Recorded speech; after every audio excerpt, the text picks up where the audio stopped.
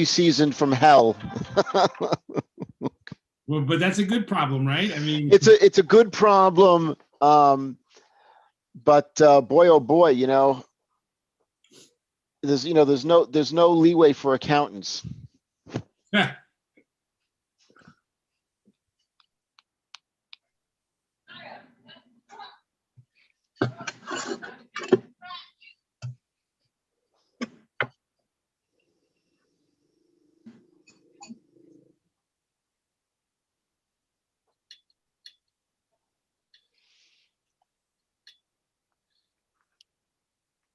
We should be live on YouTube now. Hi, Natasha, you made it. Hi, everybody. Hi, Joan. Hi, Joan. Hi, Joan. Natasha, you have both committee sheets? Yes, I do. Okay, so Cynthia, Natasha's gonna call roll when it's time. Terrific. Thank you, Natasha. No problem. You're welcome.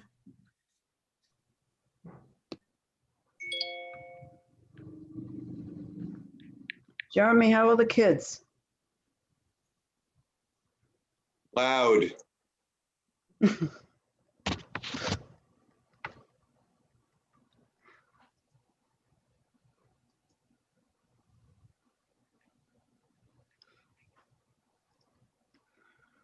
Hi, everyone. Hi. Hi, Karen. I'm just looking Hi, at Pat. this email with all these attachments. Jeremy, we're gonna wait till everyone, I guess the DHS and the folks from the that run the shelter. We were gonna wait till they're on first. Yeah, they're the agenda. We need them. Yep. Okay. hey, Pat, I just texted you. Can you make 12:30 work? Actually, I didn't see you. If you want to start it at 12, that's fine. I just have to jump in from wherever I am.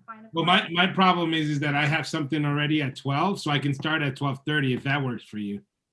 Then you have I have to be off at 1 o'clock.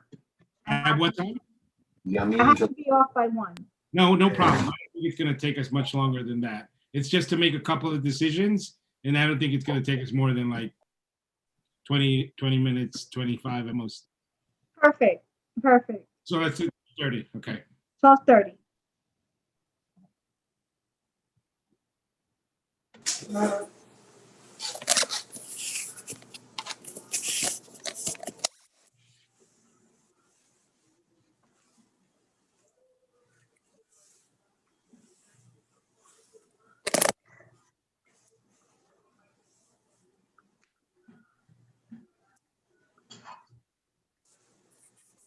Okay, my clock says 6 o'clock, so I'm gonna open up the meeting to the public. You wanna wait a couple more minutes though, Cynthia, before you start. How's everybody doing? I'm doing fine. It's Captain Castro. I'll be Oh. right up. I'm on Okay. my way out. I'm sorry. I just wanted to say hello to everyone. Hello, Captain. Hi, How Goodbye. you doing? Hi. All right. If there's anything you guys need from me, Susan will give you my number. Whatever you may need from me, please feel free to call me. All right. And Susan will handle this for me at this time. I'm getting ready for Comstat. Who are you? Captain Castro. Guys, it's a pleasure to meet you. I don't think I've met you before. You have? Then we have to meet. We have to set up a meeting to meet and Of speak. course, I think the entire board. Absolutely. Unless they've met you and I haven't. Oh, they've met me. Many of Oh. them have me. I haven't. Nice to meet you. Yeah, my name is Pat. I'm Pat Ruiz. I'm Ernesto Castro. Un placer. Igual, cuídese. Igualmente. Okay. Please set something up, Pat. Yeah. Like, who are you? Just let me know when it happens. Who's there? Who goes there? Hey, listen, we've been asking actually for a meeting with the precinct. So, Miss Yeah, just let me Alexander, know. Yes, just let me know. So Okay? let's just say there's already a hand up. Folks who have a hand up, our meeting actually hasn't started yet. So please, if you have a question, please put it in the Q&A. All right, so we're gonna have a meeting with the new precinct captain. Cool. Just let me know the date and time and I'll make it happen. You know what, Susan, can we actually, maybe we can have him come to our next public meeting, the March meeting? And he could, what's the date on that, Jeremy? What's the date? That would be the 17th. The 17th, March 17th. Okay, where St. would it be? Patrick's Day?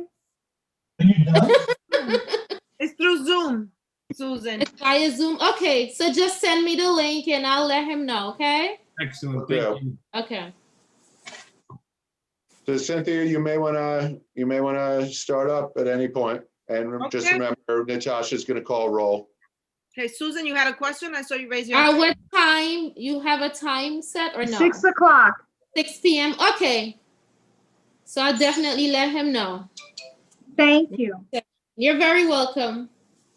Okay, so hello, everyone. Welcome to tonight's Joint Public Safety and Homeless Committee meeting. Before we begin our meeting, Natasha is going to take roll call for both committees. And then we will start our meeting. Natasha? Yes, I'm here. Okay, I'm going to call the Public Safety Committee first and then the Homeless Committee. When I call your name, please unmute yourself so I can mark you and say present or here so I can mark you down. Folks, I'm gonna mute everybody first and unmute yourself at that time, just so we can make sure to hear everybody. Natasha, you're gonna start off muted, so please remember to unmute yourself. Okay. Okay, Public Safety Committee, Cynthia Felix, Present. Anthony Giglio, Here. Joan Body, Here. Denny Chen, Ken Fung, John Garcia, Hector Gonzalez, Zachary JC, John Johnston, John Johnston, are you I'm here, sorry. Okay, I'm here. thank you. Barbara Lee, Here. Jimmy Lee, Paul Mack, Sam Sierra, Present, good evening, everyone. thank you. Okay, next I'm going to go to the Homeless Committee. Karen Rolnick, Here. Sylvia Agosto, Alexa Aviles, Hector Gonzalez,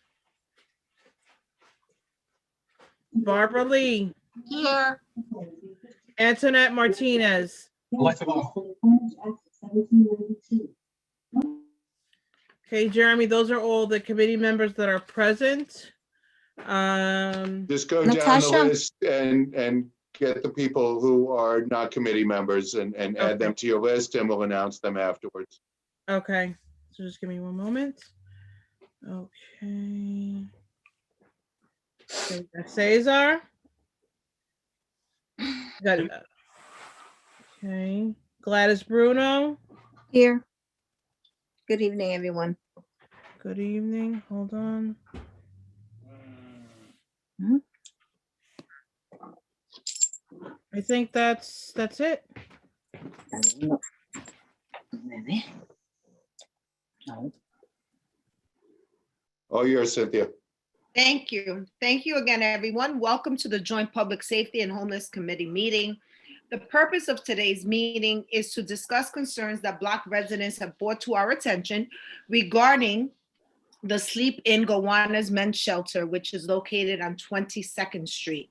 Today, we are joined by Yuri Sanchez from the Department of Homeless Services and Officer Susan Alexandra from the 72nd Precinct, who will address the concerns that have been raised by the residents. I want to thank them for joining us and for taking the time to provide such thoughtful answers, Yuri, to the concerns that the residents had.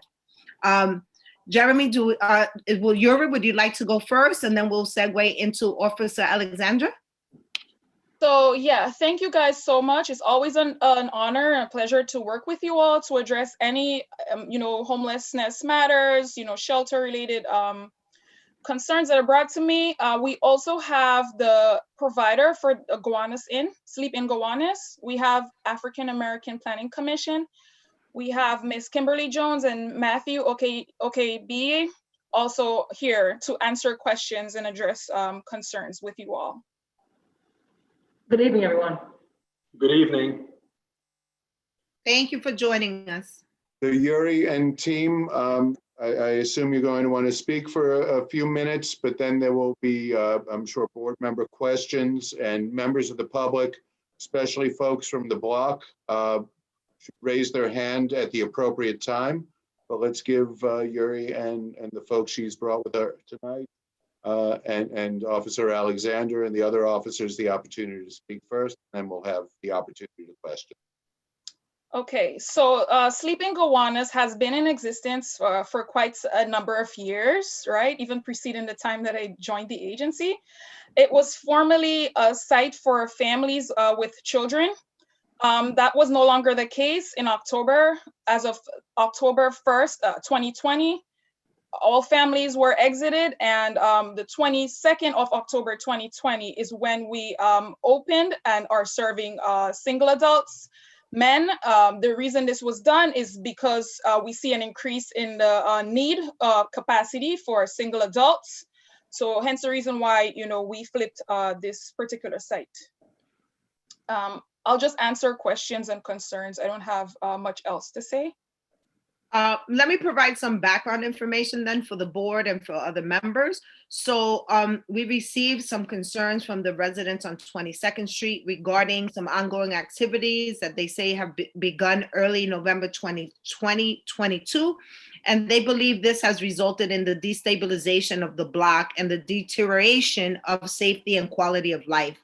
Some of the examples that they brought up was intimidation of multiple block residents outside their homes, including verbal threats, threatening gestures, loitering and congregation on the stoops and areas adjacent to the residency at all hours, drug deals and drug use, public urination, package theft, theft from businesses, including the corner deli and a local delivery worker, panhandling and checking residents' cars for unlocked doors, and again, littering, including items, drug paraphernalia, liquor bottles, etc. So that was some of the concerns that they had brought to us, and I had some particular questions about the code of conduct, the curfew, etc. So I don't know if someone from the shelter would like to address that. Yeah, Cynthia, alternatively, we could have somebody from the block address as well. Right. Okay. And can I just add a little bit more context? Sure, Cissa. Thank you. So in addition to what Cynthia said, in terms of the reports that we've been getting from neighbors, it's not just on that block. I mean, I think we've all talked to in different spaces, other folks in different parts of the district. So I just want to sort of put that on the table. In addition, Community Board 7 took a very intentional and proactive position around working with the shelters to help our homeless neighbors, right? So I want to be very clear that the Homelessness Committee got started for that very reason, to work in conjunction with the shelters. Because I think there is a recognition among our board members that, homeless folks didn't wake up one morning and decide to be homeless.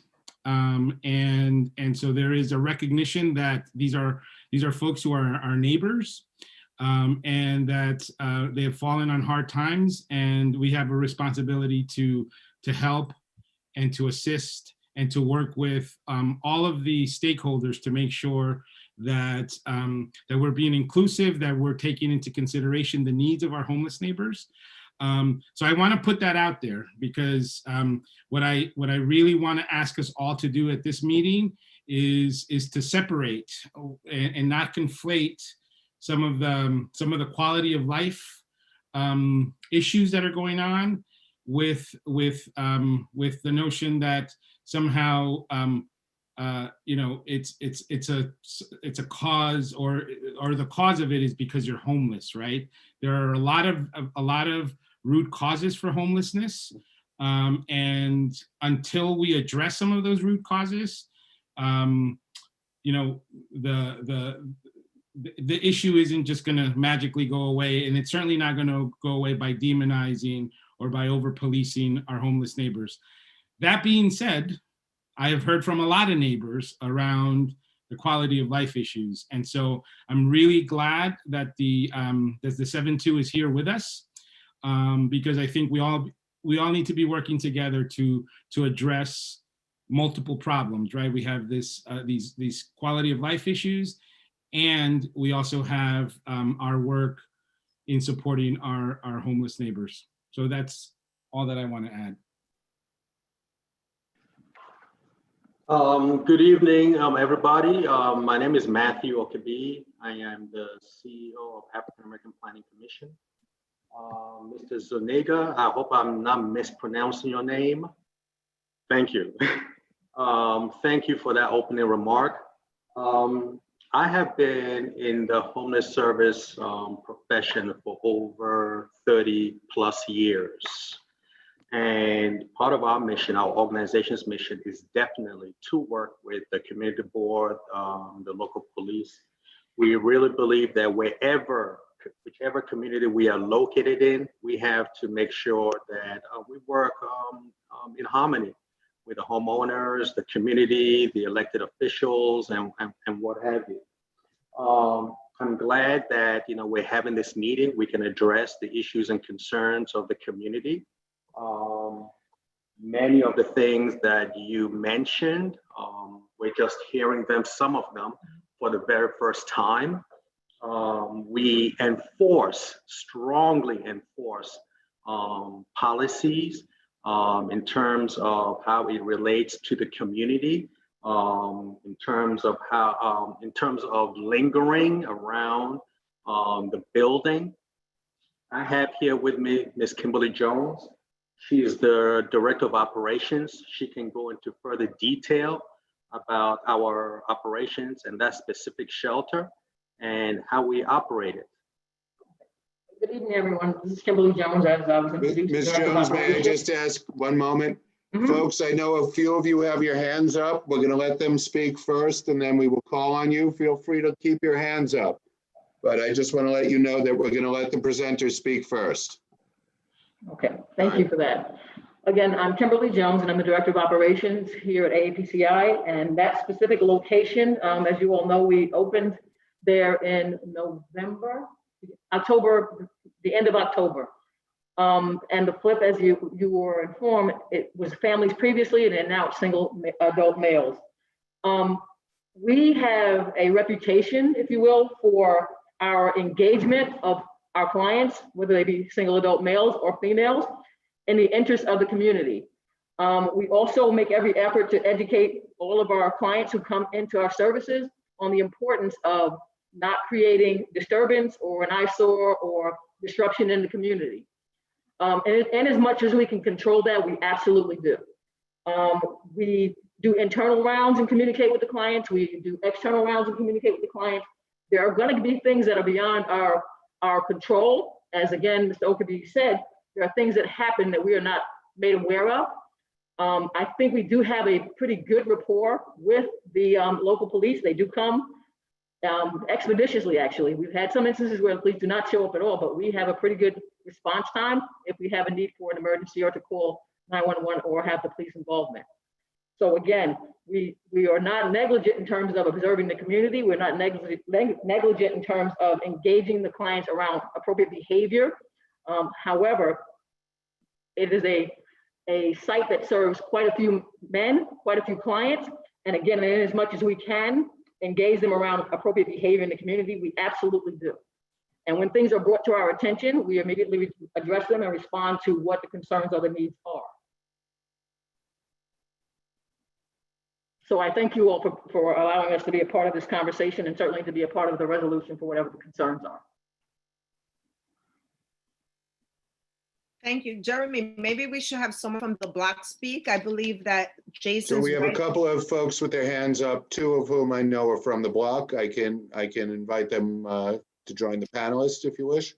Yes, I believe that Renee, Jason Smith, I think that's the line. She has an opening statement on behalf of the block. Okay, I just don't see her hand up, but I'm happy to call her up. I see her hand up now, so I'm going to call on her first, and then we'll call on the others in order. Thank you, Renee. Renee, you could talk now. I'm also going to call you up to be a panelist, so we can see your face too, if you wish. You're on, Renee.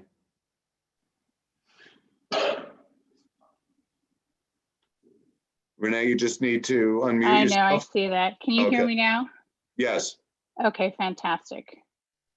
So I guess not really a statement on behalf of the block residents, because I think each block resident would like to make their own comments and observations.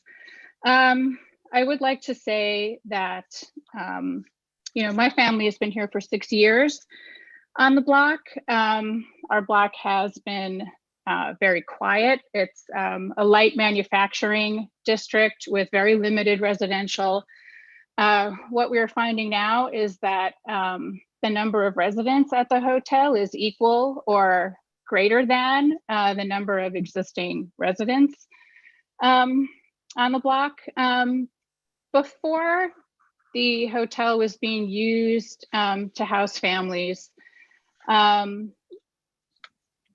we had very low pedestrian traffic on the block.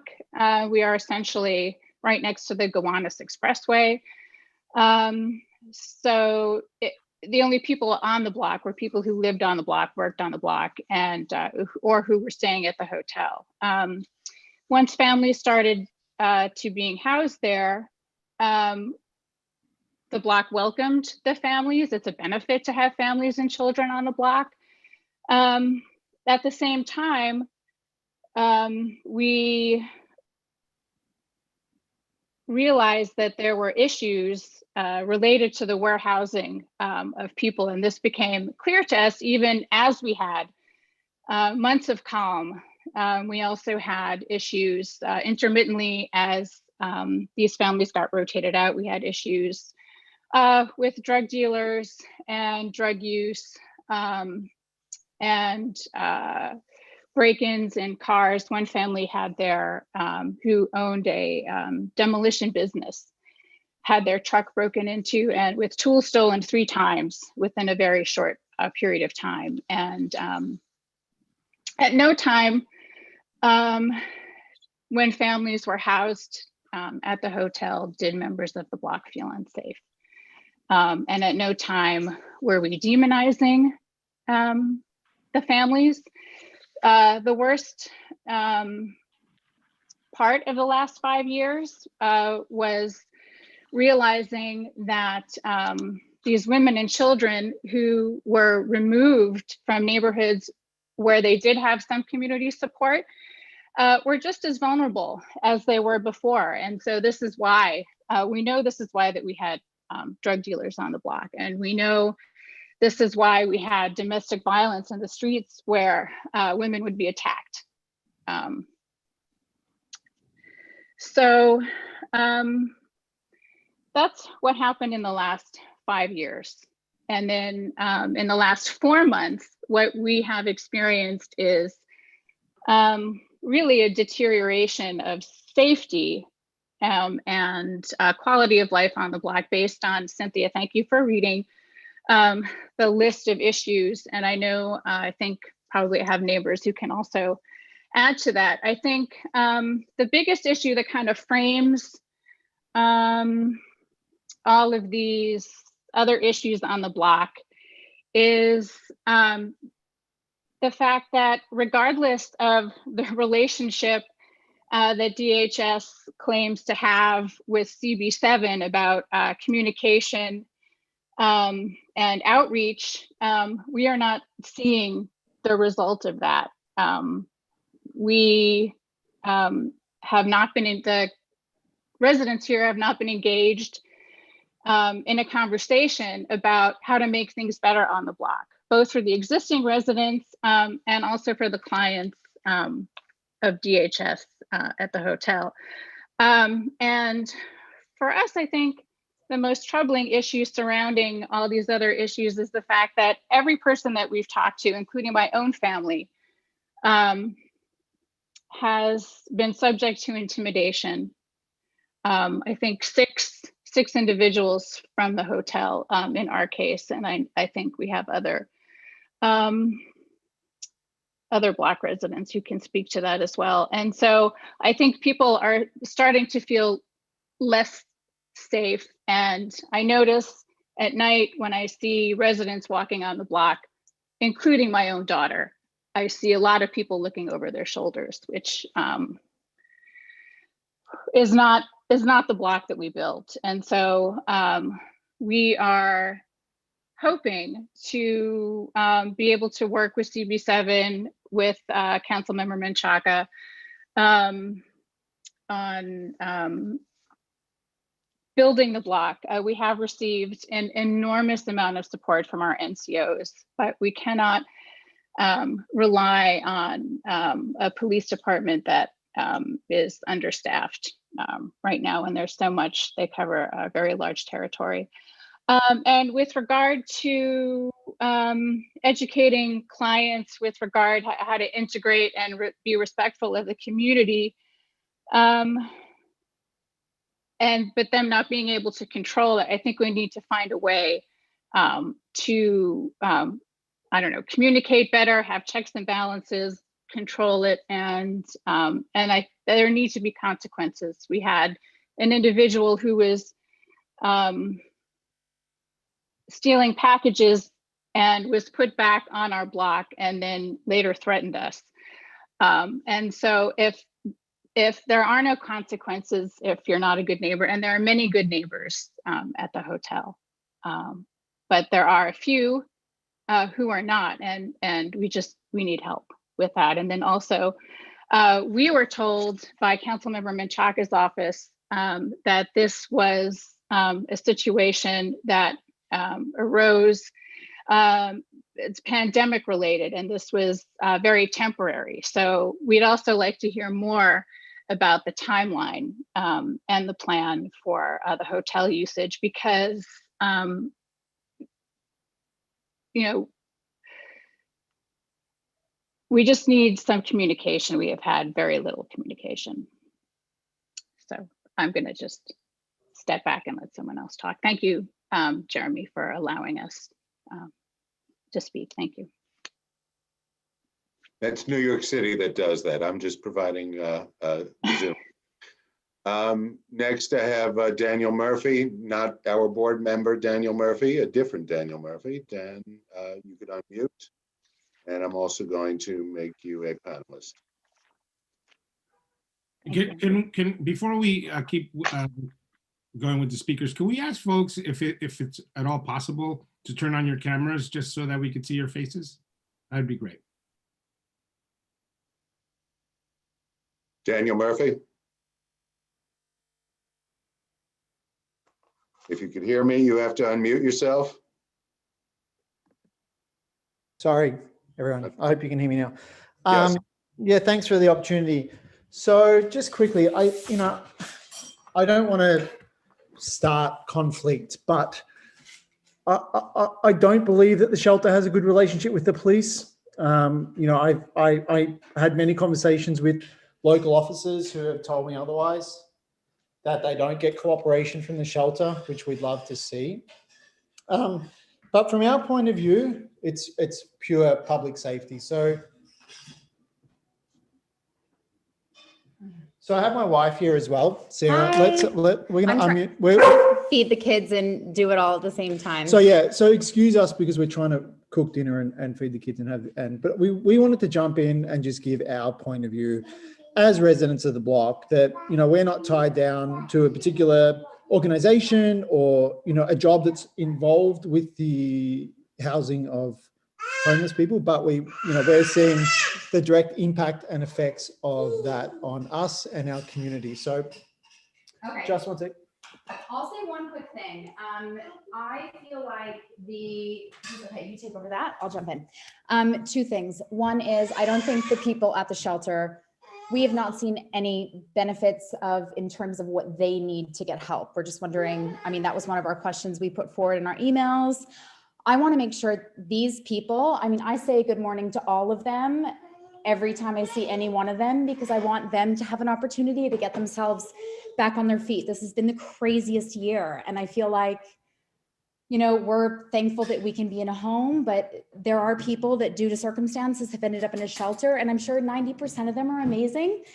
And we've directly felt the effects of not feeling safe and feeling like we're not safe in our own home, that people are watching, that, you know, we have 2 young kids and it's a problem. So I think my biggest, I'll just reiterate what Daniel said, and I don't think the police are feeling like they can actually help us because of the relationship with DHS.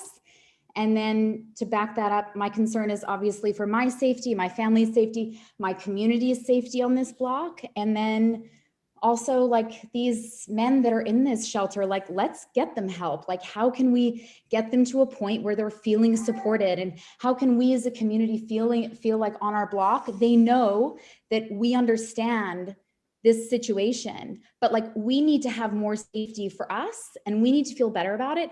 We need to be in the loop. What Renee said, like, we need communication. And sorry, I feel like I'm right now it feels just 1 like, second, I'll be right there. right now it feels like it's a system that does not work. I step out from my front door. We live across from it. And I step out my front door. I look both ways. As Renee said, I look behind my back walking down the street. I don't go to 3rd Avenue at night. I've been people wanting to fight me on the street. Our neighbor was cat with his 2-year-old son and his dog, and the men were saying, "I'm going to effing kill you and your dog." Another neighbor ran out, grabbed the kid. He goes into the shelter and said, "You need to help take care of us." There's no response. There's no response. The parking lot of the hotel is immaculately clean, yet you step across the street or two feet away from it, and there's needles, broken glass, broken beer bottles, vodka bottles everywhere. People urinate, like the urinating out the front, then walking in. It's unbelievable. And number one, that we don't feel safe. Our neighbors don't feel safe, and rightly so, because we're threatened constantly. There seems to be no security beyond the front doors of that hotel. I've been to the community meeting. The police say they're doing as much as they can, but they feel limited. And thank you to our local police department for doing what they can. There needs to be some external private security on the street from that hotel. And especially when the sun goes down. We've put an alarm system into our house. My wife has told me she doesn't want to be in our house alone at night. I don't know what else we can do personally. I have cell phone numbers of police officers, but I don't know what else we can do personally to feel more comfortable when it seems like, as Renee said, there are no repercussions. A convicted rapist who's on parole is put in a shelter in the same street that there's a school half a block away, which shouldn't even happen, number one. The community should be told that these people are living across the street from us. We don't know that. We don't know who's in there. We've requested that information. Thirdly, he's convicted of stealing from our block, is put in jail, is released, and he's put back in that hotel. So then he stands out the front of the person's home where he was stealing boxes from, threatening them and their family. There's no oversight. There's no system. It's broken. It's completely broken. And we're not just talking about our personal safety. From the ground up, this seems broken. And why is there a shelter every half block from us in Sunset Park? It doesn't make sense. And these hotels, I just feel like they're just like, let's throw homeless people. And trust me, I'm so compassionate. This has nothing to do about being homeless. I'm extremely compassionate for them. I've talked to Jeremy before about Maybe not, but I have a mentally ill uncle that if he didn't have a system and support network, he'd be on the streets. I get it. I've hit tough times. I've had businesses fail. There, you know, it's not. It's got nothing to do. What I'm saying has nothing to do with being homeless and those people getting the care, because I It's the actually system. think The system's that broken. what I'm saying is there needs to be better care for them. There need to be better programs, better systems. I was even suggesting to my wife how we can integrate them into our community a little bit better. When it was a family shelter, when the shelter in financial district, I have a business, a hospitality business. I was going to reach out to the shelter and see if I could do job training and bring people into the hospitality industry if they're looking for work. We have seen body bags come out of there. We've seen police going. We've seen police going. There's needles out the front. I mean, I've had people drinking vodka in my stoop and then yelling at me when I go out there. I mean, it's just. And there are like verbal work. arguments and fights. When the weather's nicer, it's more intense and it's like constant. I just don't. A man was robbed of his bike at gunpoint on our street. I mean, it's like either something has to change or we put our house up for sale and we lose hundreds of thousands of dollars because we just bought it and we move on, because we want this to be our community. We want to build a community. We want the families on this street to feel safe again. We want the businesses on this street to feel safe again. And it just seems like what has to happen before there's some change? Does somebody need to get stabbed? Does somebody need to get raped? Does somebody need to get shot? Like what happens? Because I feel like it's about as bad as it can get. And nothing is changing. And the fact that the hotel, I'm sorry, who's from the hotel on the call? We have we have Kimberly Jones, we have Matthew Okeibi, and I can personally speak. We did transfer, I'm not going to go into details about the case, the package theft, but DHS and the service provider responded promptly. The client was transferred. There are consequences, and we do. I think one night was too many, but anyway, let's not get into that. I think that even that he had an opportunity to go back with his friends and stand out the front and threaten the family after that is too much. He should have been protected by the system. I think it was a failure of the system. But regardless, the hotel, reach out to us. We're your neighbors. You run a business. You're making a fortune off this, and you can't even have any community outreach to us to say, hey guys, what can we be doing to help you? We know that this is an issue. We know we're bringing an extremely high amount of men into your community. What can we do? What issues do you have? Hey, it's been a month now. And how can we make you feel safe? Or not even safe. Are there anything, give us some feedback. Are you noticing more trash? Is there anything we can do? Could we do a Sunday cleanup? Could we do a meet and greet? Anything. It's just, I feel like nothing's happening. And that was my point earlier. It's what has to happen before this change? I feel like something bad's going to happen, and it's going to be a shame because we feel like everything that we say has been falling on deaf ears.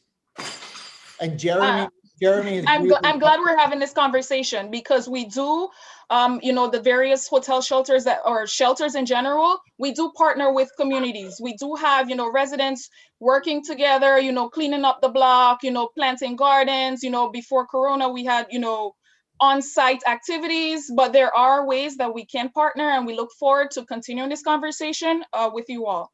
I wanted to address the matter of sex offenders. So New York City is a city, we have a right to shelter, okay? So we are legally and morally obligated to house individuals regardless of criminal background. The distinction for a sex offender is if someone does not have a restriction, they can live within 1,000 feet of a school. Now, if they do have a restriction, they will not be in a location where it's close to a playground or it's close to a school. We cannot discriminate on someone based on criminal background. So a convicted rapist has no restrictions. Has a right to shelter. A right to shelter. I mean, I understand that term, but wouldn't it be smart on everyone's part to be aware of that in this neighborhood? I want to know that there's a sex offender across the street. I mean, there's client privacy, so we're not going to knock on your doors and inform you Yeah, I'm not asking for anyone's criminal background. I'm not No. asking for an introduction to him. We're not, this is illegal. We are not sharing that information on clients with the community. Okay, regardless, I think, I mean, is there a hard date that it's being shifted out back into regular Let's let somebody else homeless? talk. No, I would just like to know. It was a question. I think that could mute everything. If you guys are going to say this is going to be 2 more months because they're being vaccinated right now because they're eligible, and that seems to be the issue, right? Is COVID? That's why these hotels being used as an overflow for emergency shelter, because my understanding is that these men can't go into a communal living situation in a traditional shelter environment. Is that correct? So at this particular site, there's no, I can't give you an end date. What I do know, according to the mayor's Turning the Tide plan, the plan to transition from commercial hotels is to move out in 2023. That is the plan. This is not a site that, one of our COVID sites. So can we petition it to be a non-men single shelter and back into it? Why, how can we change the situation essentially? Because it doesn't work. It just doesn't work. As I stated earlier, we noticed an increase in the single adult census. Hence the reason why we flipped the sites is to accommodate that need. Okay, so we as a community are telling you that we don't feel safe and it doesn't work. So I'm asking you, what can we do to change that? Okay, as I shared with Jeremy and Karen Rolnick, on the community board, I've shared the information for the provider, the email address and phone number. The site is operational 24/7. So we encourage you to, relay your complaints and concerns in real time. We're open to addressing those. So this is what you do. If you have a problem, let us know ASAP. I just did. I let you know those problems. I'm asking you, what can we do? So do you work for the city or for the hotel? I'm the Brooklyn Borough Director for the Department of Social Services. I work with all electeds and the community boards, as well as the community at large. Yeah, so you're basically telling me to go to a website. Like we've sit here and just poured our emotions out about how it's struggling. No, I'm not telling you to go to a website. I'm telling you to speak to the provider. The response was to go to a website. No, sir, I never directed you to a website. I said to call the phone number, right? I encourage Jeremy to share this with you all. Call the phone number for the program director at Gowanus, the Sleep in Gowanus. Call or email. If it's non-emergency, you feel free to email in real time. Call the phone number. I'm not like talking about my dog barking at a guy and him saying, shut your dog up. I'm saying systematically, this doesn't work. So I think it's deeper than me just ringing somebody saying, hey, a guy's drinking on my stoop. I'm not talking about that. I'm talking about the fact that when the police go in there to try and ID someone, they won't let the police in help them. I can't speak to that. And I've had a conversation with Officer Alexander. I can't speak to that. Every night shooting up drugs over there, every single night across the business from us. I'm talking about that these men are mentally ill and don't seem to be getting the help that they're needing. I'm talking about there's so many things, and I feel like you're just deflecting. So Daniel, there are a couple of things here. The policy issues, I think, are beyond. Well, you just muted yourself. Thank you. The policy issues, the citywide policy issues are beyond what Yuri could do. Let's talk tonight about what could be done on this particular block with this particular shelter to make the situation better for the folks on the block. I'm going to invite you to raise your hand again. I do want to get to Jason and then I'll mute. I'll sit back. I've said my piece. I'll listen. I would invite you to raise your hand again, but I do want to make sure that we give everybody yeah, thank you. Appreciate the time. Thank you. I'm going to call Jason Smith next. And Jason, we will make you a panelist as well. And Jason, you could unmute yourself now.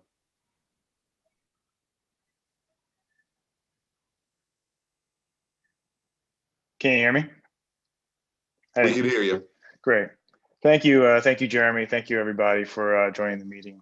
I just want to reiterate that, again, we're really just concerned about having good neighbors on this block and for all of us to be working together. There's a handful of people that are in that shelter that are not good neighbors. And that's what we're really concerned about. we were the ones that were threatened. I was the one that was threatened because of the things that were stolen, and I testified. And 5 other people. I don't know what I'm saying. Anyway, I had to go to parole court and testify against this gentleman, and he was then. I was told by the parole officers that he would not be placed back there, and he was there for a week, not a day, and then that occurred. So that was very unpleasant. And what we want to do here is we want to figure out a way to get past this and help the rest of the community feel safe, feel like we're living in a place where we can all work together. And how do we get there? I don't know. First, there's a couple of things that were just said. We've been told many times that this facility was opened up because of COVID, and now we're hearing now it's not. That's very concerning. Information keeps shifting and changing, and there does feel a lot like we're just getting brushed off. And this is not just this block. Like the chairman said, this is the whole community. I mean, all of Sunset Park is just getting dumped on right now, and it's completely unfair that a community that already has a lack of resources is getting dumped on by the city even further. I don't know why. Maybe it's because less people will stand up and say anything about it. It's disheartening. I have to say that. Anyway, we just need to figure out a way to not have people with violent backgrounds in a shelter on a block where we're a block away from a school. And I know, we could talk about legal rights, we can talk about all this other stuff, but we have convicted rapists on our block. We have rights as well. We have the right to feel safe, and we're doing our job. We're keeping our place clean outside. We started. I personally started with my wife a community, a block association, and we're going to all work together to make this block a better block. And I'm hoping that spreads throughout the community. But I don't know what you guys can do at community board, and I hope our next councilman, I'm looking at you, Chairman, will do something really important with this community, because it has so much amazing potential and people here, and to be just burdened with all of these shelters, it's just absolutely, it's just not right. It's just not right. And I'll go back to our block is, what's that? Did you have a question?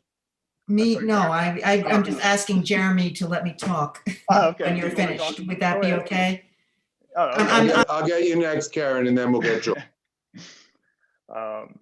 Anyway, I just want to say, they have rights and we have rights, and I just feel like they need, they being the people who are, again, I think Daniel said this, they're making a lot of money on this. They're making a ton of money on this, and that's why is offensive. I'm sorry. That is very offensive. No, not you. I'm talking about the people that own that hotel.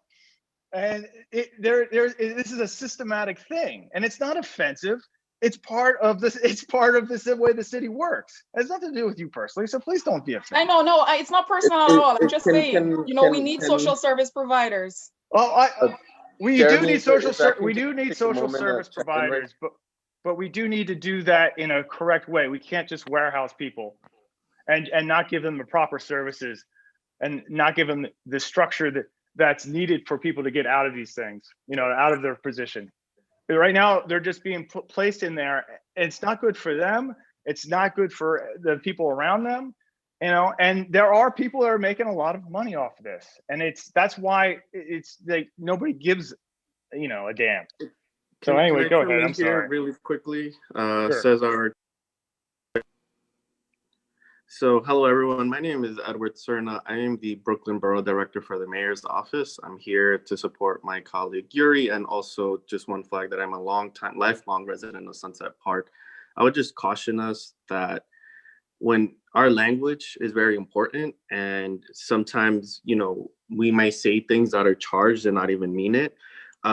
So just putting that out there. So if you feel that at any point, you know, either Yuri or even myself are getting a little like tense, I would just want us to lower the temperature on the words we're using. Because for instance, and then just like hear me out here. Because when we say things like I'm just gonna use the words that I've heard tonight, for instance, like this community is being dumped on, that these shelters are a burden, that folks need to have consequences. You know, this is very charged language. And so there were very specific examples that were brought to our attention. Yuri did a great job of answering some of these things. And as she was trying to explain, wait, let me get a moment. And as she was trying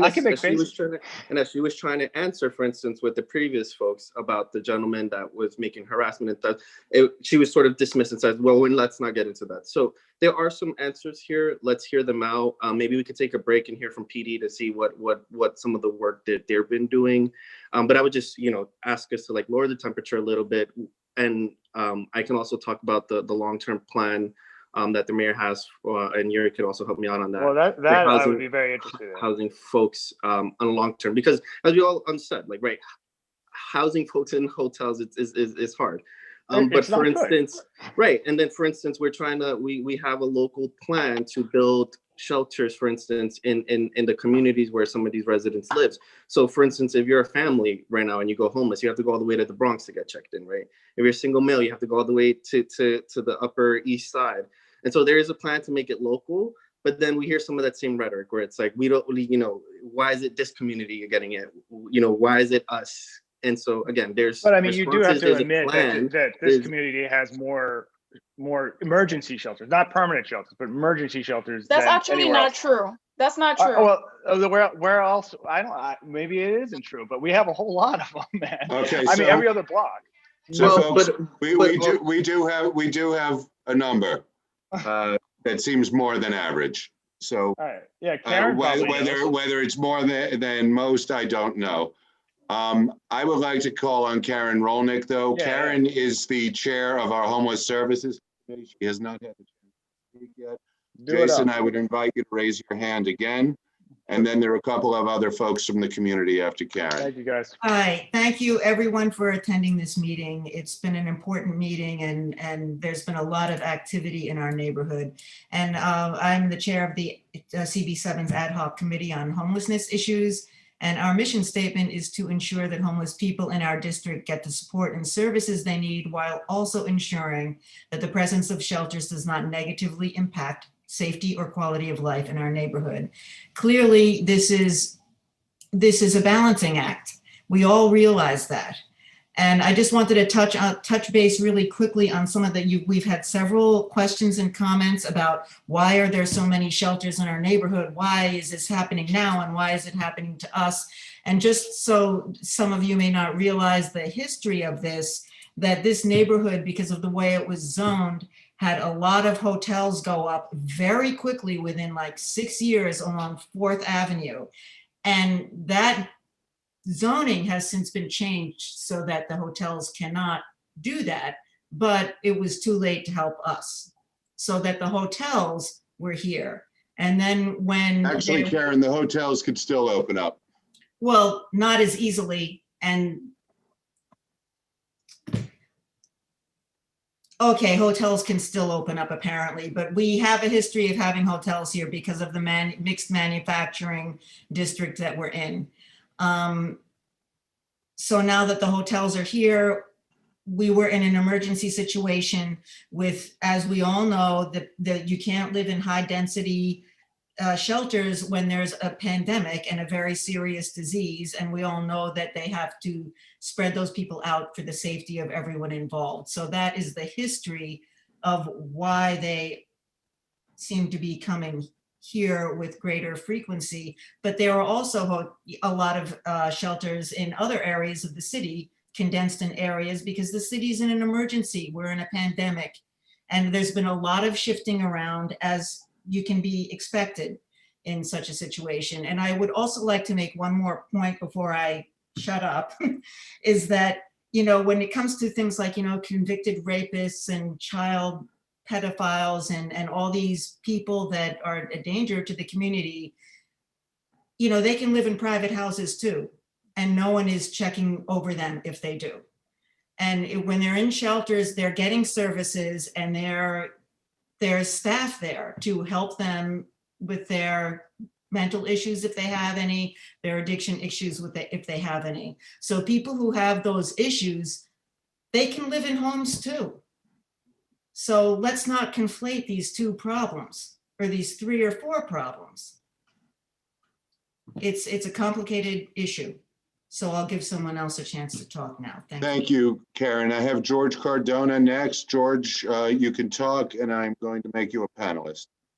You can unmute yourself now, George.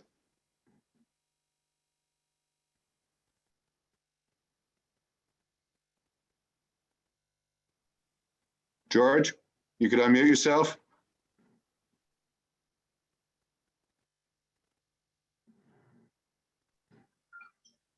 Okay, I'm going to move on to Steve Hallen then. Steve, you could unmute yourself, and I'm going to make you a panelist. Okay. Hey, can you hear me now? Yes. It's George Cardona. Sorry. I'm sorry. Okay, Steve, please hold on then. Sorry, Steve. First, I hope everybody's okay. I've been in Sunset Park since 1979. I don't understand why Sunset Park has more homeless shelters than the other neighborhoods. I feel bad for Daniel and his wife. He said, you know, somebody has to be shot, stabbed, or raped. That's already happened. Now, somebody said if a rapist has a right to shelter, let him live on your block, not mine. The other thing, people that are coming to my block to feed these homeless people, take them to your block and feed them. Don't bring them to me. When I went to speak to the hotels, they said that they're only responsible for the first 100 feet of the hotel. Anything other than that is not their responsibility. You know, if a rapist lives in a private home, that doesn't excuse the problem. Now, homeless, like other groups, some are good, some are bad. The ones that are good don't even want to be in the shelters with the others because they're being bullied. Okay, there's female bullying by other homeless people. Now, in one of my offices, I actually stepped in and I was nervous because a woman had a knife put on her on 4th Avenue between 34th and 35th. No one else came around. Then I had another woman walk into my office because the homeless group of women were harassing her. And it's tough. And I don't blame the cops. They do a good job. I try to get involved, but there's only limited. I feel like, you know, the lady with the UPS, we had somebody grab a whole bunch of UPS. They got arrested by the cops.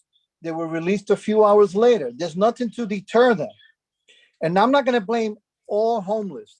I'm talking about criminals. I don't care if you're rich, poor. If you're a criminal, you're a criminal. And somebody is going to get more hurt with all these things that are happening. You know, and again, I need to know, why does Sunset Park have more than any other areas? I've been in here since 79. I've seen the changes, and it hurts. It hurts when I see people. Kids can't walk because there's needles on 60th and 3rd. The homeless are breaking into the cars at night, sleeping in them. Now, when we get up in the morning, we got to spray, disinfect our cars because they're in there.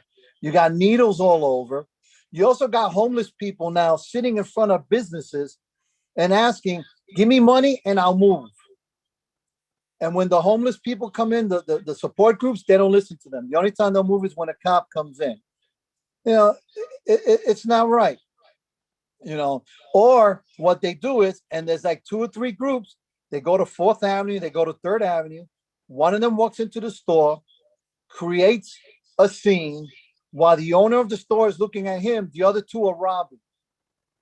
Now, if the store doesn't let them in, he's being called a racist, that he's being hard with the homeless.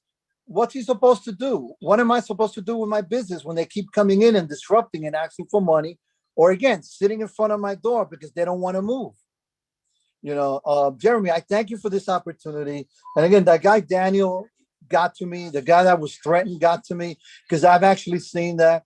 And it's going to get to a point that somebody's going to step in and get hurt. And they're going to get in more trouble than actually the lowlife. And it doesn't mean if it's homeless or not, that actually do the things. And it's hard. But if you want to support these people, put them on your block. You want to feed them? Put them on your block. Don't feed them when they're on my block. You know, I'm an emotional guy, but I've defended people in the area. I've looked out for people. And that's all I got to say. Thank you, George. We have Stephen Hallen next. Can you hear me? Yes. Okay. I don't have too much to add. My neighbors really laid the whole thing out. But I feel like there's sort of, it's developed into an adversarial kind of thing here. And I think the one thing that bothers me is it seems like we're not empathetic. We are empathetic. That's why we're talking to the city. If we didn't care, we would, I don't know what, we'd just handle it ourselves or whatever. But everybody on this block is very empathetic. But I honestly don't think that too much is going to get done with this. A big part of it is Councilman Menchaca. I don't see him as someone that's that has our back or is really concerned about this. So in my opinion, he's out. It's just like, it's not even worth speaking to him. I know that myself, as well as I think it was Renee, I was talking to her. I've tried contacting his office a dozen times. She's tried contacting his office. Nothing comes of it, nothing. So basically it boils down to, you've heard all the stories. This is what's going on our block. We can't fix the situation on a citywide level. We're not interested in that right now. And everybody realizes it's not within your purview to do that. But what can we do now?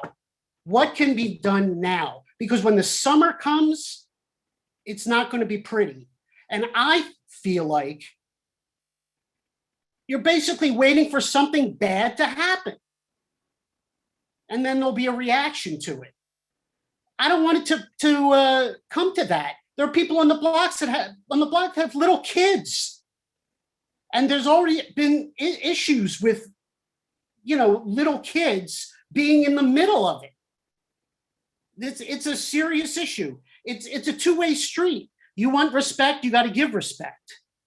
When the women and children were in the shelter, it was almost a non-issue. They were good neighbors. It was fine. Nobody has a problem with the idea of a shelter. It's when it turned into a men only. The quality of life on the block deteriorated fast, just right away. It was such a noticeable change. So we want to know what specifically, besides us calling the cops every single day, is going to be done. Does anybody have like a specific, what can be done? I think it was Jason that said, or somebody said, there's no consequences. That's the big thing. Maybe it was Daniel. I mean, people are getting emotional because we are emotional about it, because it's our safety. Everybody's I'm afraid to take my dog to go walk at night. I changed my schedule so I didn't have to go out at night to walk my dog. That's not right. So what specifically is going to be done, if anything, or can be done? What do you have the authority to do, all of you, for us on this block? Because we're having problems right now. And what can be done? So I don't know if she's raising her hand to answer this, but I see Officer Alexander's hand is up, so I would like to call on her.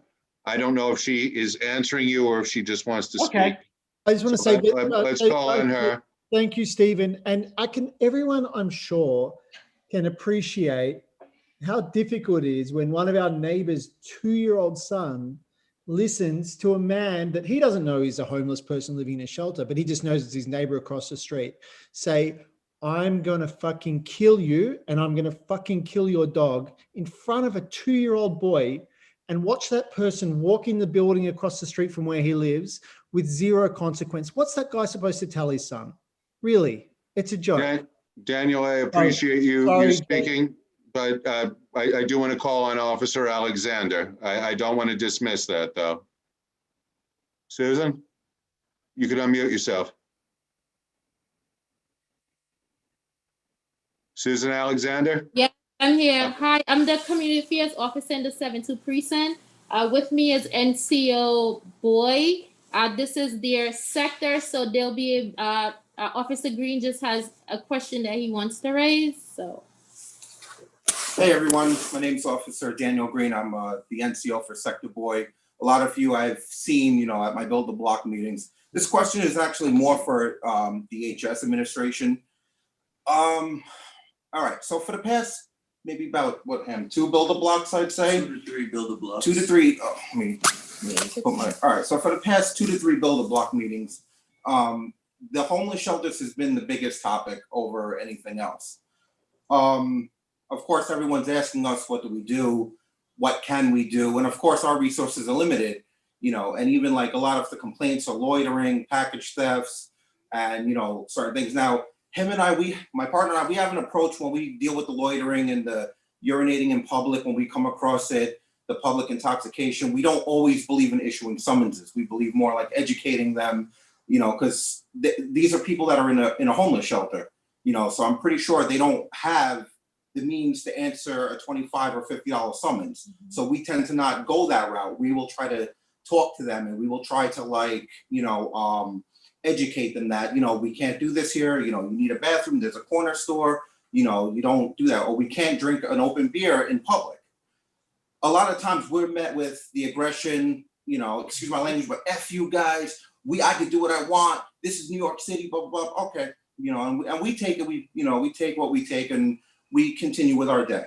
Okay. But I ran the numbers, and since January 25th of this year, 134 22nd Street has received 39 911 calls. All right. And that's up to today. All right. And these are stemming from regular just calls for help jobs, 54 EDP jobs, disputes, just regular disputes, all the way up to assaults in progress. So now, DHS, I need an answer for people at these Build the Blocks, because I'm tired of emailing the operations. I don't get a response. Who can I speak to about this? Who is my point of contact now? Me. Okay, give me 1 second. I've been dealing with the managers from the shelter on 22nd Street. He's an amazing guy. Mike is a great guy. Like every step of the way when we had an issue, he's always helped us out. We have our numbers, emails, we speak to each other. I have nothing but great things to say about him. And he keeps me very, abreast of what's going on in the shelter. Like if anybody needs help, we will on our end, we will be happy to help anybody. But we need to know, like, what is the answer, like when people ask us, what do we do with these shelters? What do we do with the people loitering? Because I can only educate so much before I have to start issuing summonses, before I have to start making arrests. Of course, certain crimes I have to make an arrest, it is what it is. But I'm not out here to just arrest and summons people for public urination, for minor stuff. Like, we have bigger issues in the city to worry about than simple, urinating in public in open containers. So what could we do to better help the community so that way DHS and the police department can work together along with Community Board 7 to help the community of 22nd Street? Okay, I'm really, thank you for attending today's meeting. I am your point of contact. I do believe I've emailed you before. I will send you my contact details. as I do in the borough of Brooklyn, I will attend the next Build the Block meeting. That's provided I don't have a conflict in schedule. If I do, I'll ask someone else to fill in. But I am the person that you would let know, if a provider is not, doing what they're supposed to do, there's an outstanding issue. I am the person that you should bring, to the attention what's going on. We have a good neighbor policy at the site, and we have a code of conduct. At this point, I'd like to ask African American Planning Inc. Commission to please chime in, please weigh in, let folks know, what programs, what's available to clients, please chime in. All right, we're here. This is Mr. Burgos, Mike Burgos, who was just mentioned by Mr. Green. Good evening, everyone. Mike Burgos here, Program Director for Sleep In Gowanus on 22nd Street. So first off, I'd like to, just extend myself to the residents on 22nd Street to come by. Kindly, reach out to me and give me a call, and we can set a time up to meet. I'd love to show you actually what goes on internally. I know a number of you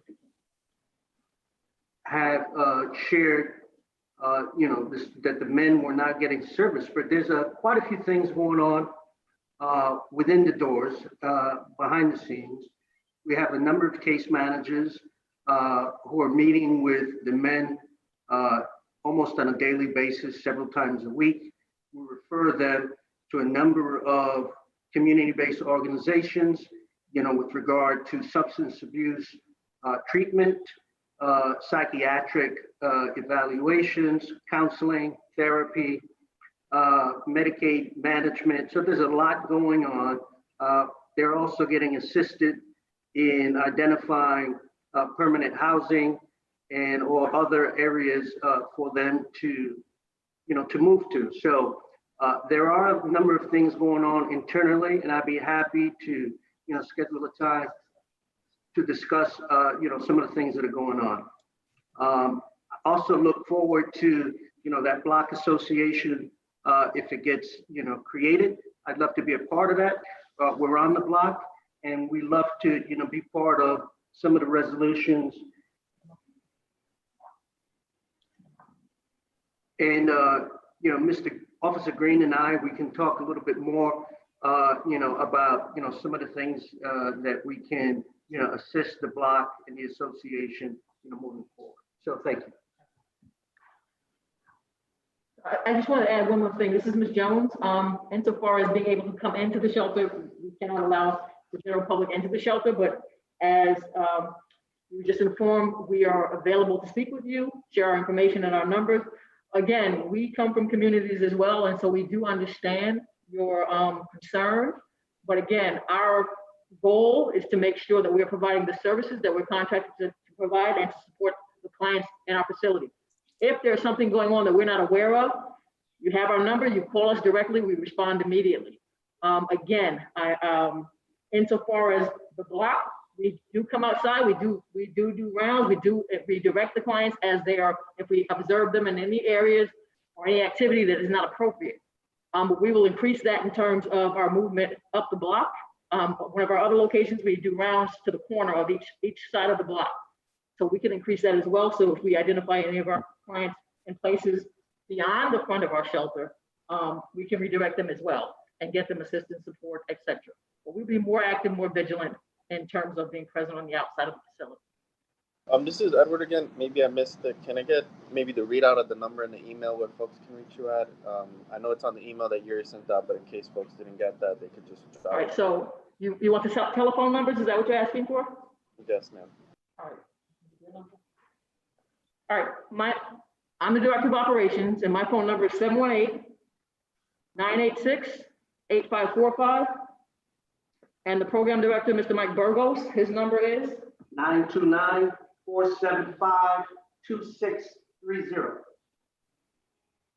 Thank you. Jeremy, can I just say one thing? I'm not going to speak. I just have a question, a couple of questions. Firstly, to the people running I'm sorry, I don't remember everyone's name, but the people running the shelter, I probably would have been more hopeful if you had have come on tonight and said, we've completely failed the way we're running this and we're going to step it up so you're safe. The fact that you're telling us you're following all the protocols and running it the way it should be run is concerning with the amount of crime and discomfort we're seeing as residents on the block. I've always, and it, to Officer Green, thank you, and you really do bear the brunt of a lot of the community, because you turn up to all the community meetings and we throw all of these. You hear all of our stories, so thank you. But the one thing I spoke to Officer Green no about, worries, which he can't provide, and it's all I've really asked from the beginning since we moved in here, and this was a problem, is additional security. If there was a security team that were external on the street, 90% of the problems that we're seeing on our block wouldn't exist. There just needs to be security present. So I'm asking the hotel to employ. Daniel, I think we did hear that before, and I'm going to ask. Oh, yes, yeah. I'm going to ask them to speak up again, but I think they said they are going to increase external patrols. Is that correct? Well, he's not saying that. That's correct. We said we would extend from the front of our building to either corner or left or the right side. We will do that. May I also ask, I know some of our other shelters post an emergency contact number on the front of the shelter. Is that something that you do? And if you don't, can you do that? Make sure that the folks on, you mean on the external of the shelter, is that what you're saying? Yes. I can't necessarily speak to that. Do you just have to speak to that? Sorry, okay. Ma'am, what's your name? Who's speaking right now? Kimberly Jones, Mr. Murphy. Oh, Kimberly. Oh, Kimberly. Oh, yeah, Kimberly. Yes. No, I remember. Kimberly, if we can, if there are security positions on the outside of the hotel that can see the street, it's going to solve so much. Yes, it might push what's happening a little bit further away, but hopefully it won't. Hopefully it will just deter them from doing it. Okay, so I really believe that that's going to make such a difference, and it's going to make myself feel safer, my neighbors feel safer, my wife feels safer. I think it's going to make the situation a lot better. If not just a parole, like not just tell your security team to walk outside every now and then. I'm talking about having somebody outside that hotel. Daniel, thank you.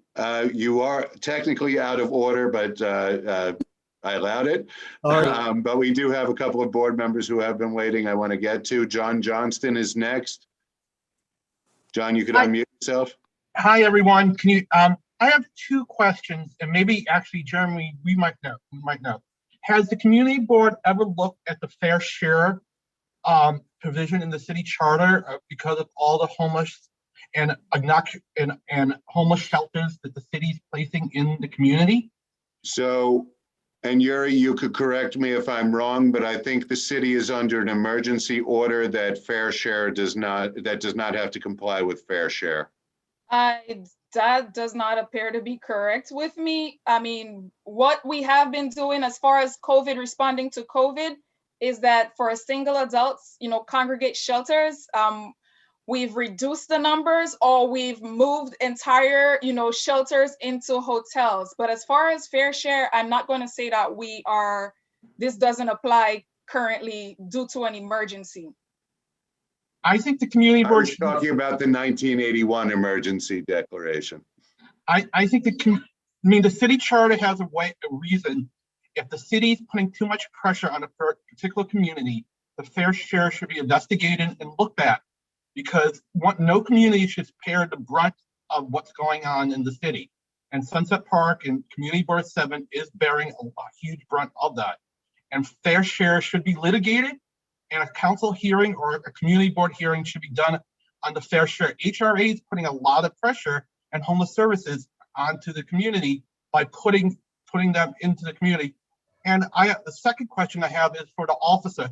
Who's instructing you not to give summonses to people who are committing misdemeanor crimes? Have we abandoned the broken window theory completely?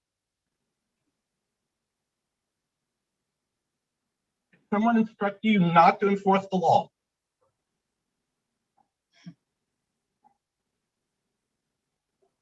I don't know if we're going to get an answer to that particular question, John. I would invite you to speak at the NYPD Community Council meetings. That might be above our local officers. Barbara Lee, you are next. Good evening, everybody, and I want to thank everybody who's participating. I'm a board member, and I'm also a resident of 744th Avenue, so I'm right by the 24th Street shelter. Since COVID, there has been an increased amount of people loitering on the street to the point that, you know, I'm a woman and I live by myself, and I don't go out at night anymore, you know, even to go to the store or anything, because I'm just like more scared, which is, you know, really strange for me. Curfews are not enforced. There are businesses leaving because of theft, and they say they call the police department, and there's nothing that the police department can do. And these are things that just did not happen before 2016, when the heavy influx of homeless hotels came into our neighborhood. I just want to know why. I mean, I'm on the committee for the homeless, and we've tried to work out things with the managers of the hotels, and they tell us we have to go to DHS. DHS says they can't do anything, so nobody seems to know who we can talk to get things settled. I know we're in a crisis right now because of COVID, but at the same time, you know, there shouldn't be a reason why people have to live in fear and also have unjustifiable fear of people that we're trying to take care of in our communities who are staying in these hotels. You know, we should be able to work this out. But it doesn't seem like people want to take accountability for anything. They just dump people here, and then we blame the people instead of the process that puts them here. Thank you. I have Cynthia Gonzalez next. Hello, good evening. And I want to thank everybody for being a part of this discussion. I just want to say that I'm a lifelong resident of Sunset Park, and in the very end of January, I had to have 4 tires on my car replaced, and I went to a place on 21st Street and 4th Avenue, which is right near where this is going on. And because of the pandemic, I couldn't go into the shop, so I had to wait outside. And while I was there, I witnessed a lot of what these residents are talking about. I don't live there, but I saw drug dealing going on. I saw a lot of loudness and profanity and inappropriate behavior from people on the street. And the minute I saw that, I knew that these people were homeless people. I didn't know that there was a shelter around the block, but I saw what these people are talking about.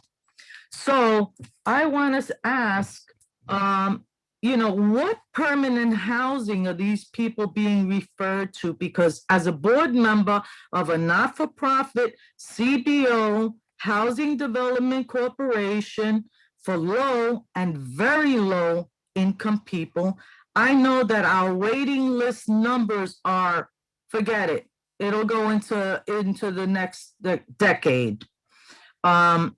The mayor's housing initiative for affordable housing does not qualify any of these people because they do not meet the income requirements.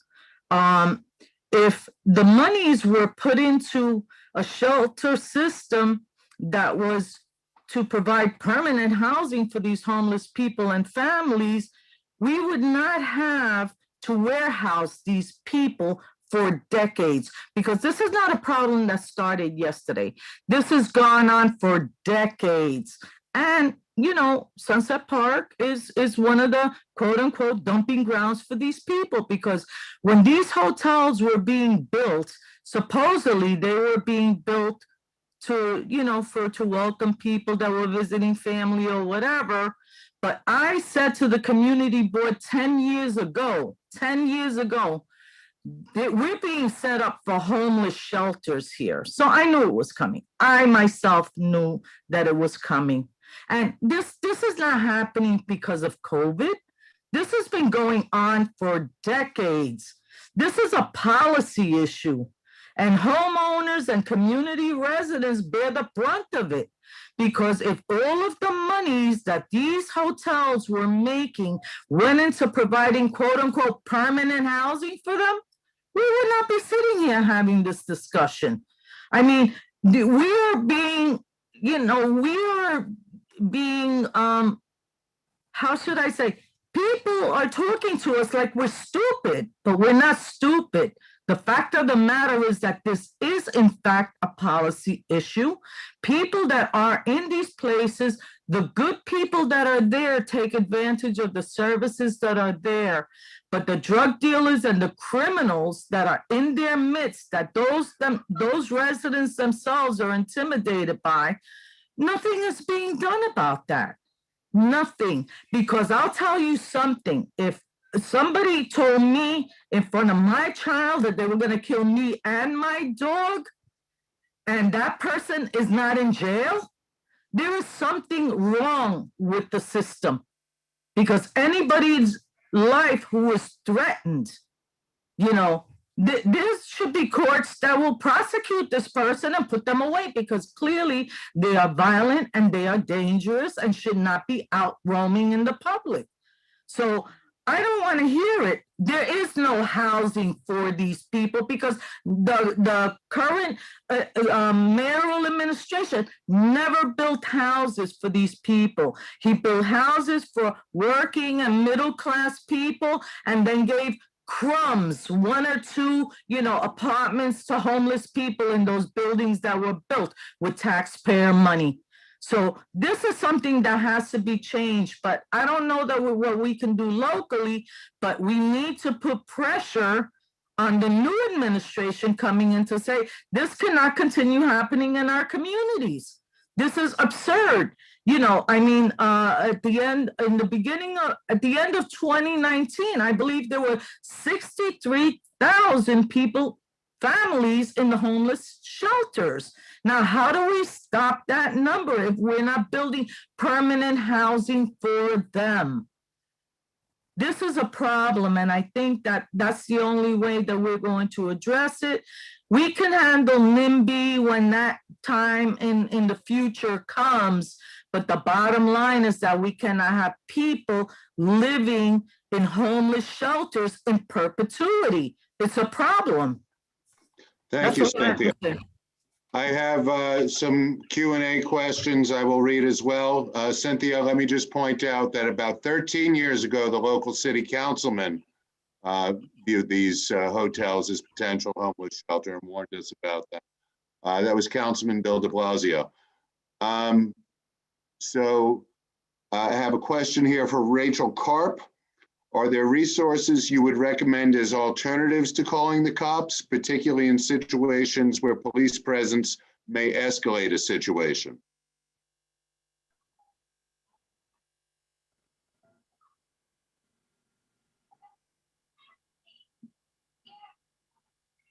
Anybody have that one? I mean, does that pertain to our clients? I mean, clients don't walk around. Obviously, it's about the clients. If they feel some behavior there needs to be corrected, but isn't something that they want to get the NYPD involved in.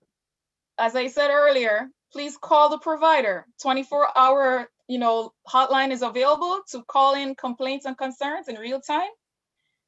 So let me bring it back. I want to make sure that the folks on the block have the provider's number. I will do my best to help distribute that. It would be helpful, as other shelters do, to post the number publicly for people to call if there are problems. Folks on the block, I will be happy to be the bridge to the communications if you need that. Some of these have been answered already. Again, this is not a COVID-related shelter, am I correct? Correct. Okay, some of these are statements, not questions. I see Pat Ruiz's hand is up. Folks, if you have another question or a comment, please raise your hand. This is the last round. Pat, you're up. Please unmute yourself, Pat. So sorry about that. I'm Pat Ruiz, second vice chair of the board, and I'm listening. And Ms. Sanchez, I'm a little curious because all I'm hearing is call the hotline, blah, blah, blah. Are you documenting all of these concerns that all of these residents are giving? These are legitimate concerns, and I feel like all I'm hearing is call the hotline, call the hotline. What are you here for? Are you here to document this? What are you here for? And my apologies, I'm not trying to be snippy or nasty. I'm going by someone who's listening to you say the same thing over and over again. I don't hear you saying, I hear you, I've documented it, let me have your number, or, you know, let me contact you, something. That's what I would like to hear. And I'm sure maybe some of these folks want to hear that too. Thank you. So I do work very closely with Jeremy. Jeremy has my email address. He has my phone number. Any complaints that he forwards, you know, from a neighbor, I'm on it promptly, whatever day, whatever time of day, whatever, you know. But what about the people that are here this evening giving you their complaints? That's my Specific question. complaints? I guess when someone tells you that this is what happened to me walking my dog, and Ma'am, you have to understand. I'm the borough director for. I'm not law enforcement, right? I didn't That say is not part of my role. No. Will someone please chime in and explain to her what I am asking? So let me see if I could clarify. Yuri, I think she wants to know, and Pat, correct me if I'm wrong, are individual complaints being documented? So perhaps we could get statistics. There were X number of complaints on this block about this particular shelter. Am I correct, Pat? That's probably a question for you, Jeremy, because folks usually come to you with the complaints. So you let me know what complaints, right? Folks don't necessarily come to me. They could come to me. They could come to the shelter, as you said. They could go to the city council member, other elected officials, 311. But the common denominator is all these complaints should go to DHS.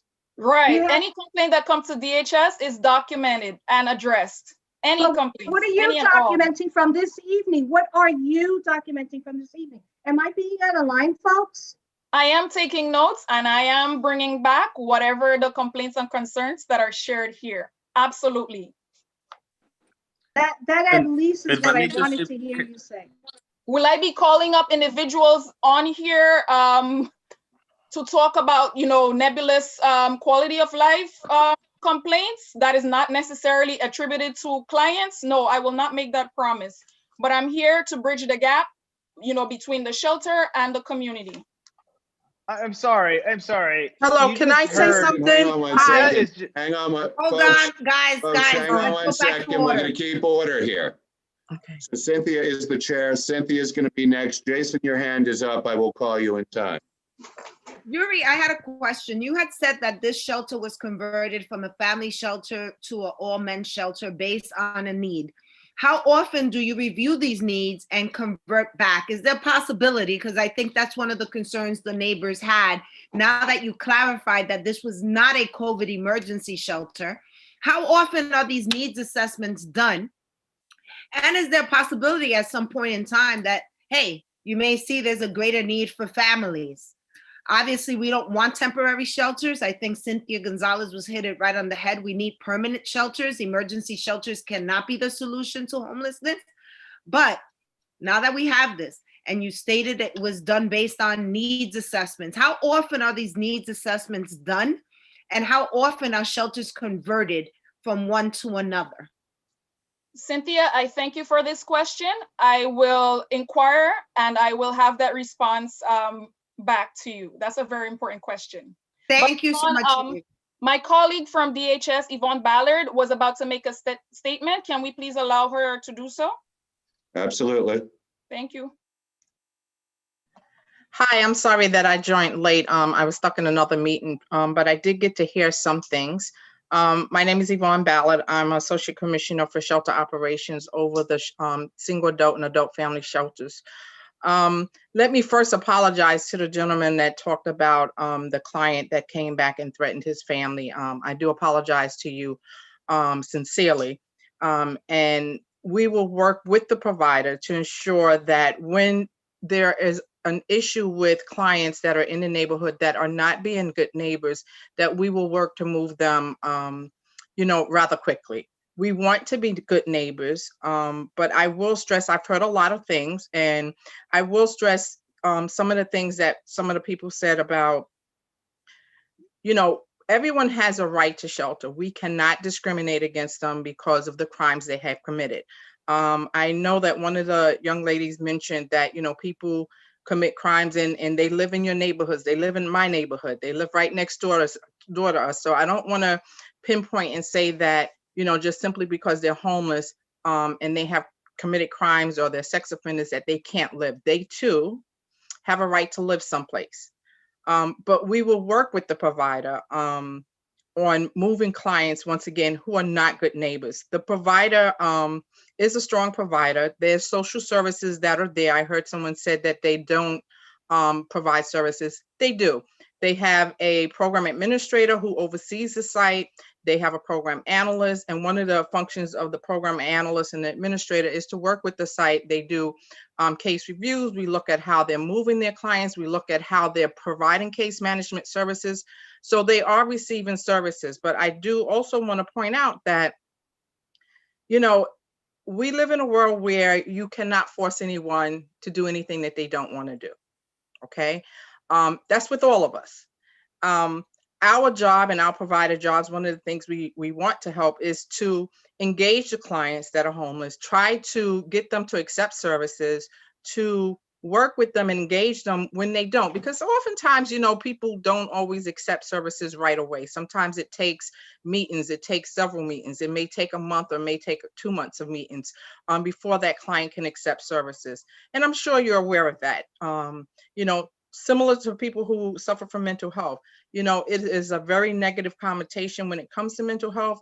And so people don't want to admit that they have mental health and even on substance. And I think that one of the major steps before you can get treatment and work on, resolving that issue is to first admit it. But it takes time before someone actually admits that because of the negative connotations. But once again, I will have the program administrator and the AC work with the provider. So if there are clients that are not being good neighbors, that are stealing or doing things like that, if you identify them to the provider, we will work to move them. Thank you. I have Jason Smith next. Jason, you can unmute yourself. Okay. All right. My wife, Renee, would like to. Sure. Sorry, I was not able to raise my hand on my computer in the other room. I want to thank Yvonne for those comments because I feel that helped to balance out the earlier rote and disingenuous answers that we received from DHS, in addition to the fact that through Councilmember Menchaca's office, I guess as a buy-in for the community, we were told that this was COVID related, it was extremely temporary, and that science would dictate the hotel usage. And as vaccine availability and continues, and we know that eligibility now is, it's available to members of the homeless population who are living in congregate shelters, which this actually does qualify for because you have people living two to a room and sharing a bathroom and they're not related. So, and if, as Yuri Sanchez indicated, that this is going to continue at least until 2023, no one is addressing the fact that that's at least 2 years from now, and no one is giving residents on the block any answers of long-term how we are going to deal with this. Yes, we're hearing some nice talk. Yes, we're hearing some incredibly thoughtful questions. But we're not getting answers, and we're not getting a commitment from DHS to work with us and to work on a plan. And we would like to see something in writing. Actually, I would like to see something from writing from DHS on what the plan is for the site for the next 2 years at least. And so we know what to expect. And then also residents of the shelter know what to expect, because I think we don't have the communication. I think they don't have the communication. We heard from Kimberly Jones that that the DHS has a reputation for engagement in the community and with communication with clients to respect the community. We're not seeing that. And if we're not seeing that here, we know that it's not happening on 24th Street, and we know it's not happening on 26th Street, and we know it's not happening at the majority of the hotels that are being used. And it's a disservice to the clients, and it's a disservice to the community. And I think we need to leave this Zoom with a plan moving forward. Thank you. Thank you. I'm gonna call on Susan Alexander next, who's actually one of our presenters. So Susan, please unmute. Hi, they're going to end the tour. They didn't want to be rude and just, get up and leave. So they're saying goodbye. Bye, everyone. Listen, if for those of you who still have concerns, please, of course, we're going into tour. Just reach out to Susan Alexander. Her and I, we see each other every day, and just she'll get us what we need to know. And Ms. Sanchez, I got your information. We'll link up. Take care, everyone. Thank you. Bye. I have John Johnston next. In addition to the fair share issue, I think we should ask the controller to review the contract for this particular shelter and see if they meet the qualifications again in the Vendex review.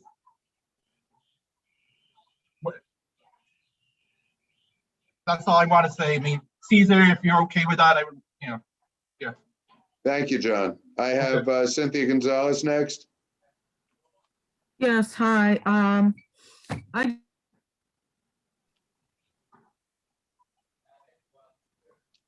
Hello, I'm sorry. Can you hear me? Because my host just muted me. Can you hear me? Yes. Okay. I wanted to bring up what was just recently mentioned about mental health issues of these people that we have to be, we have to be hospitable to. Yesterday, as the chair of the Health and Mental Health Committee of Community Board 7, we had a presentation regarding some resources available to us regarding people that have been experiencing mental health issues during the pandemic. I want to point out that, yes, we are all under a lot of stress and, having to, cope with the pandemic and all. But, the issue of mental health as a licensed clinical social worker, that practiced for 26 years until I retired, I said yesterday, and I will repeat today, that mental health issues is something that it doesn't go away overnight. I mean, some issues can go on decades and decades.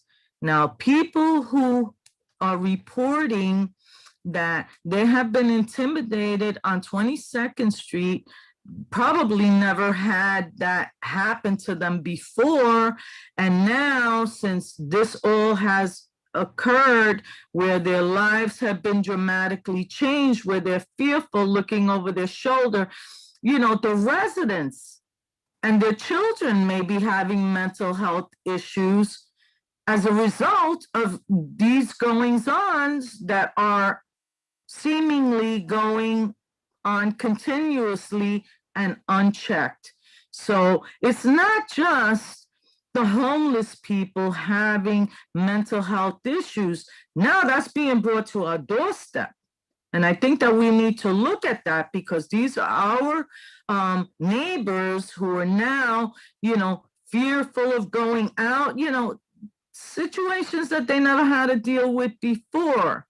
So this is not COVID related in terms of the people on 22nd Street. This is directly related to a certain number of individuals that are being housed there that unfortunately have not been put in check with all of these programs and whatever you guys have going on there.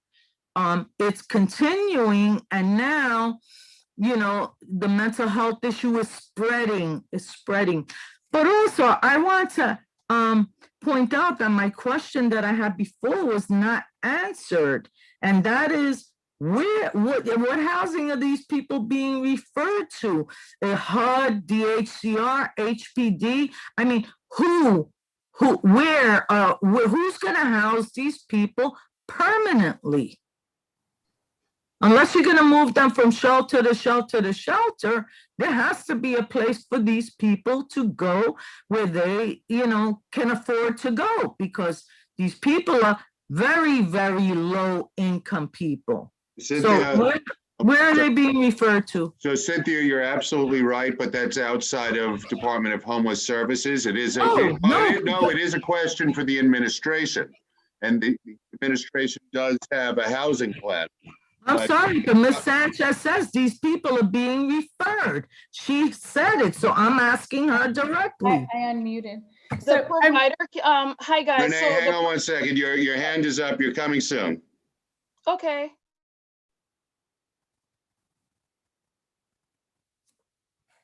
Yuri? Yeah. I guess he asked you directly.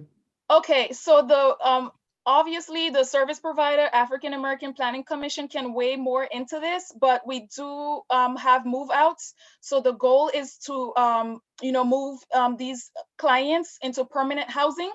They usually have a city FEPS voucher or single soda voucher, but we are doing move outs and we are finding permanent housing.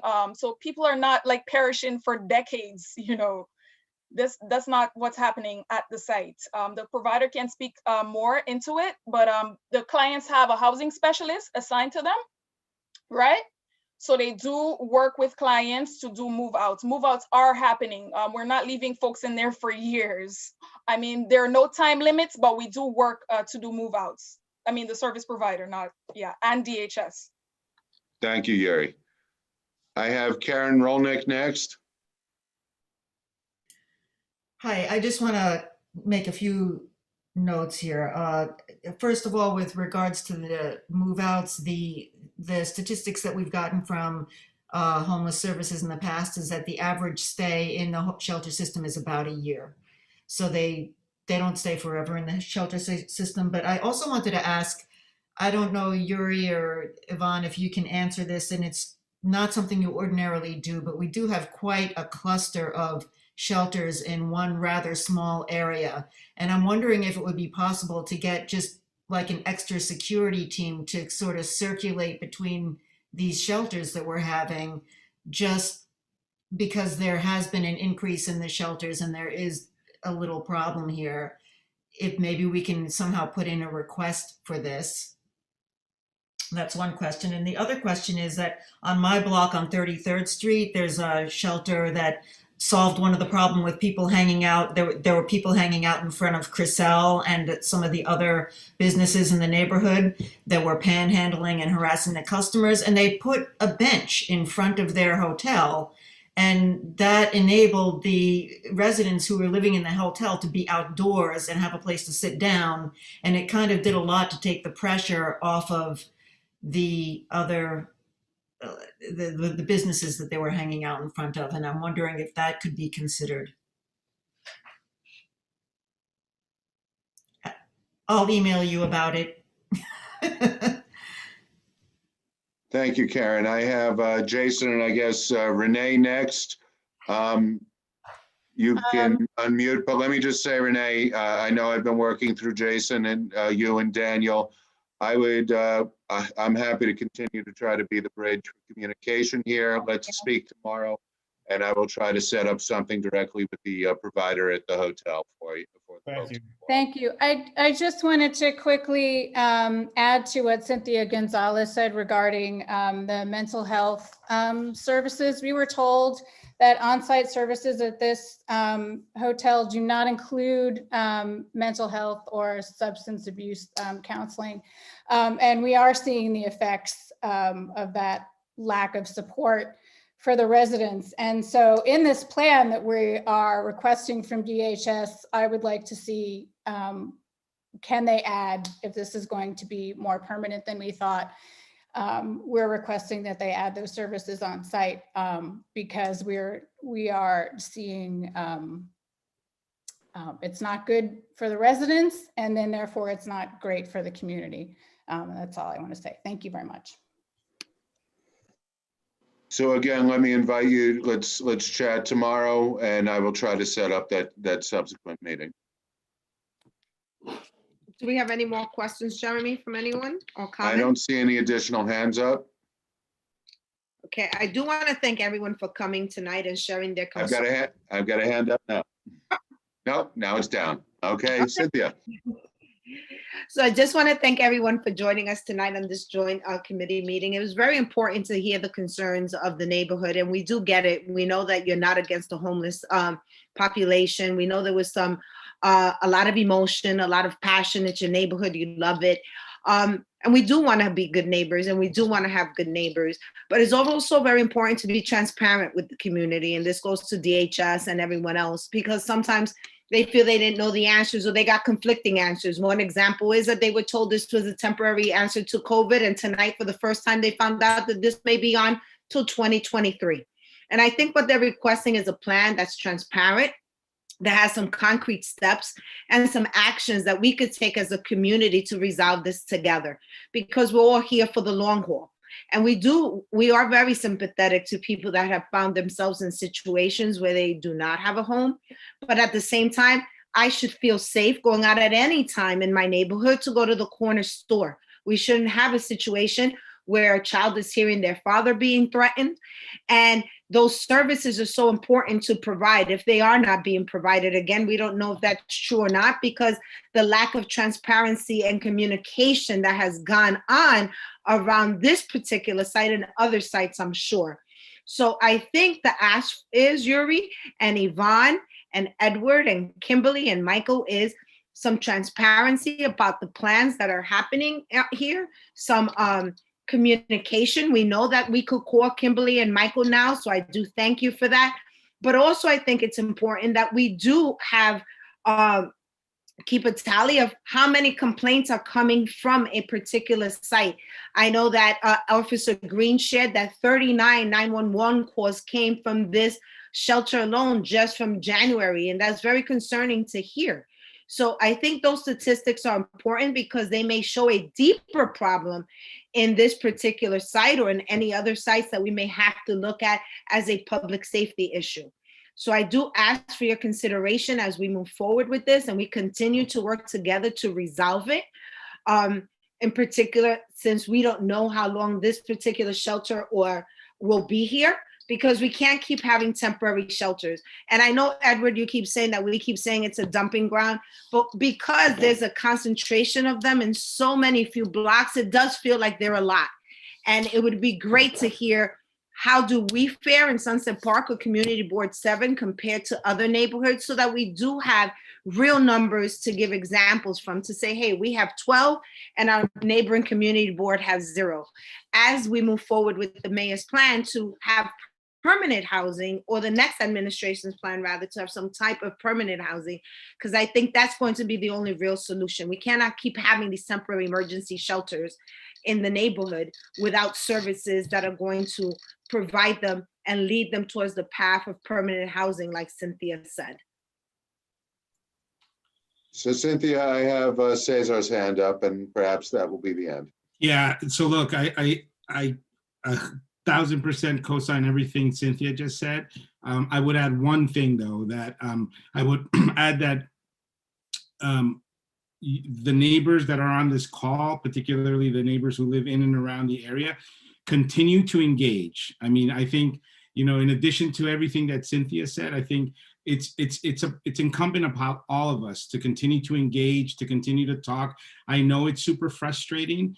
I know multiple things that are counterintuitive can be true.